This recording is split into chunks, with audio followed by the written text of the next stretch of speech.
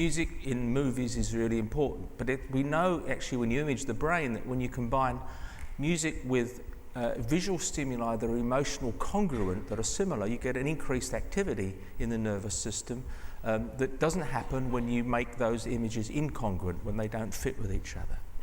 Now, I've very quickly showed you some of the basic architecture involved in the processing different parts of music.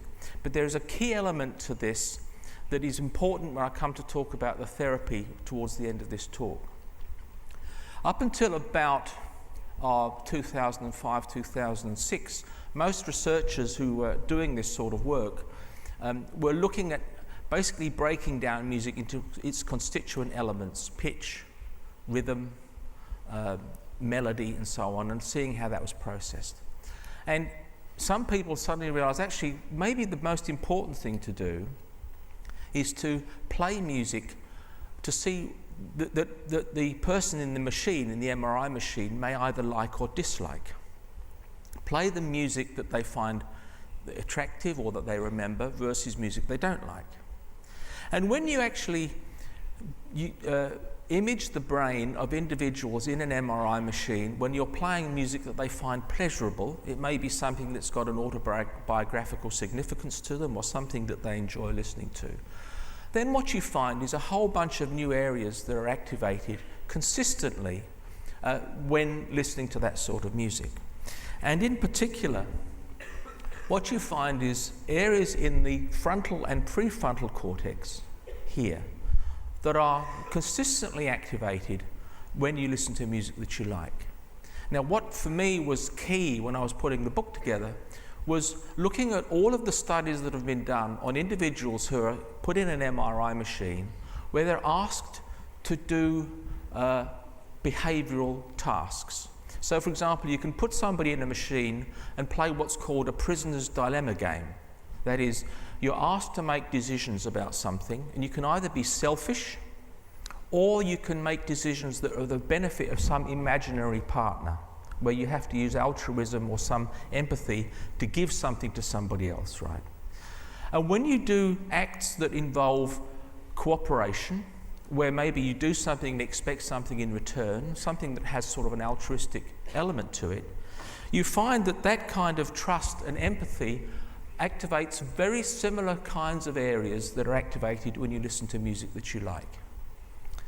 And that isn't, in my view, a coincidence at all. In fact, that's really comes down to what the primary evolutionary importance of music has always been in the species, which is it's the driver of trust, empathy, and social cooperation. So one of the hypotheses that I put forward in the book last year is that when we use language, we essentially evolved an individuality that was very distinct: me, id, myself. And part of the consequence of that increasing sense of self is a new feature, I think, in us, which is we also know that we're going to die. And I suggest, and you can disagree with this, but I suggest we're probably the first species on the planet that knows that we as an individual are finite. We will cease to exist. Now, that could be a cognitive challenge that we could never get over. So we needed an additional communication system that counterweighted or counteracted that sense of mortality.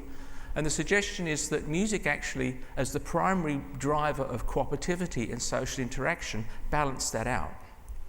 Which is why we love being in bands or listening to music or singing in choirs or playing in groups or being at the football singing the national anthem, because it brings us all together in a harmonized kind of way. Not only do we know that the circuitry works together, but we also know that music activates a series of neurotransmitters, hormones. For example, we know that it changes endorphin levels, so people in a choir have reduced pain sensitivity than normal.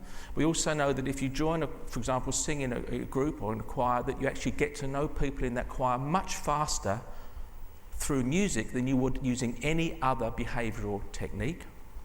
We know it lowers cortisol levels, so it reduces stress levels. And one of the most interesting things is the suggestion that it increases the hormone oxytocin. Now, oxytocin is, if you squirt oxytocin into the nose of somebody, they become more trusting. It's, some people have called it the hug drug. There's good evidence that actually music increases oxytocin levels, and therefore it actually increases empathy and interactions. It also activates a transmitter we know called dopamine. You've probably heard of dopamine in relation to things like Parkinsonism, but dopamine is known to be associated with not only movement but also reward and arousal and addiction.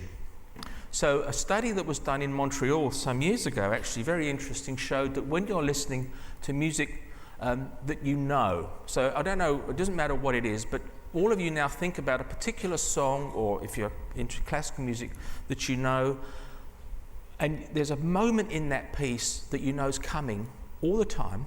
I said it was going to be a bit rogue, and you know that there's a climax coming. It's almost like a sexual climax or eating a nice bar of chocolate. You're expecting it. You're expecting it. And it's the same place every time. Now, as your expectation of that moment comes along, you end up having a release of dopamine, and this was actually measured in human subjects in a part of the brain called of the basal ganglia. But at the moment that you hit that moment you've been expecting, waiting for in that piece of music, you get another hit in a structure called the nucleus accumbens, a big dopamine hit. Now, the nucleus accumbens, it turns out, is the reward center in the brain. It's activated when you take drugs. It's activated when you do all sorts of pleasurable activities via different circuits.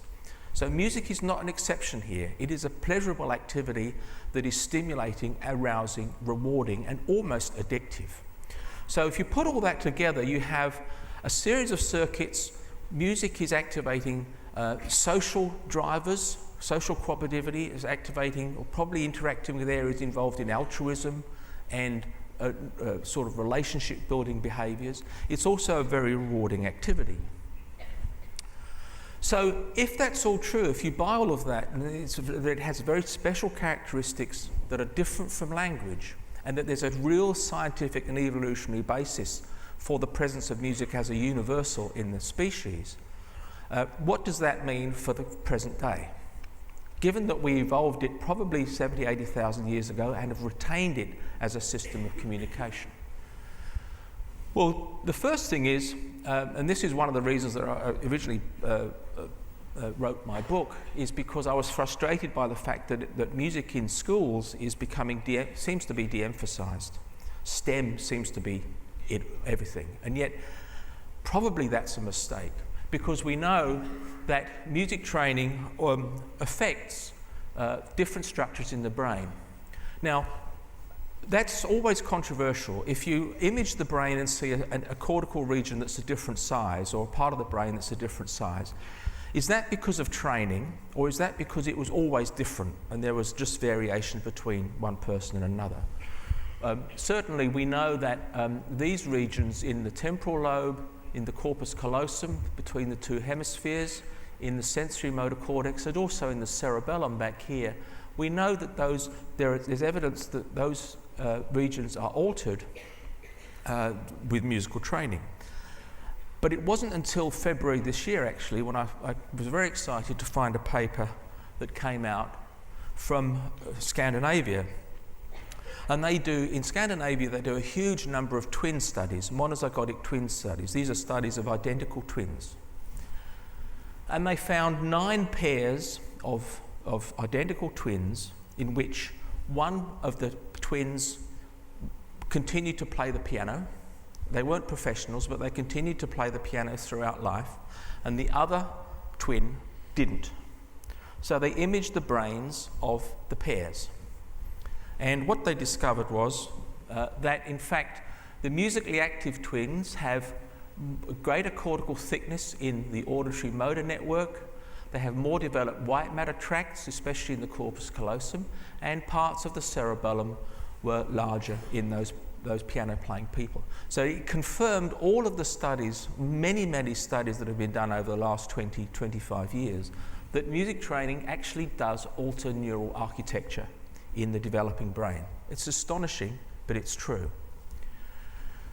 Now, if you then take all of that information and ask, so why is it that we think that music's not important as a key part of education? Because we know that it's generalisable not just to hearing better, although that's important. So, for example, if you have music education in schools, the children actually hear better in noisy environments. And in fact, when you get to 70 or 80, if you've had musical training, you will also hear speech better in a noisy environment. And that's, even if that was all, that would be useful. It has cognitive benefits, it has enhanced visual motor performance, improved reasoning and working memory, enhanced language and literary skills. All of these things are now quite clear. The other thing, of course, is that group music making is known to enhance social interactions with children. So these days, the world seems to be putting up barriers between countries and between religions and between all sorts of divisions going up. But if you take children and from all sorts of social backgrounds, put them into a classroom and get them to do cooperative music making, they interact and learn very quickly to have social and break down all of those barriers. We also know that it's a key element in the treatment of things like autism and Asperger's, because these are key. Autism and Asperger's are developmental disorders where one of the primary things that's lost is the ability to empathise and interact with others. And music can be used as a tool for bridging those social gaps. Finally, what about the possible use of music as therapy? And this is really why I wanted to talk to medical students, because most clinicians around would still think that music therapy is a bit alternative, a bit like iridology or aromatherapy. It's not really, it's just something alternative that non-professionals would use. That's completely wrong, and I really want to emphasise that you should pay attention to the power of music as a therapeutic tool during the treatment of a whole range of different things. So if we actually look at the types of issues that we know music therapy, and there's good evidence now for all of these, we know, for example, and I'll show you a couple of examples of the importance of stroke in assisting speech rehabilitation after stroke. And I'll show you a paper that shows improved mood states and cognitive function in patients who've had middle cerebral artery stroke. More and more people are now understanding the importance of music as a means of opening up communication channels with people with dementias, not just Alzheimer's, but other forms of dementia. It's relevant to movement disorders, improving gait and balance in Parkinsonism. There's even now studies suggesting that it has a role in improving behaviour in schizophrenia, in traumatic injuries. It's being used now in clinics for pre- and post-operative control of pain after surgery. It can help in sleep disorders. There's some evidence that it can improve the neonatal intensive care units in terms of improving the child's sense of... it can reduce, for example, the amount of oxygen that's required to keep them going. And of course, the benefits are, in terms of social interactions with others, is obvious for people growing up and finding that they're isolated, and some of them committing suicide. So let me give you just a couple of very quick examples to finish. This was a paper that was published about 10 years ago. I'm sorry to do this on a Saturday morning, but it's important.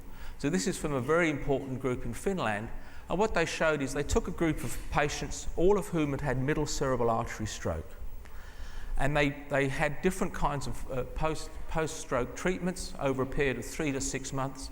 And it didn't fix everything. It didn't, obviously, music therapy is not going to suddenly cause all the pathways to regenerate in a way that we still don't understand. But in terms of verbal memory, attention, the measurements of depression, measurements of confusion, the music group did far better and statistically better than any other group. This has now been repeated on numerous occasions, that in terms of the sense of well-being, the ability to focus attention on training, all of these things work hand in hand with other rehabilitation therapies that might be used to try and improve speech or motor performance after stroke.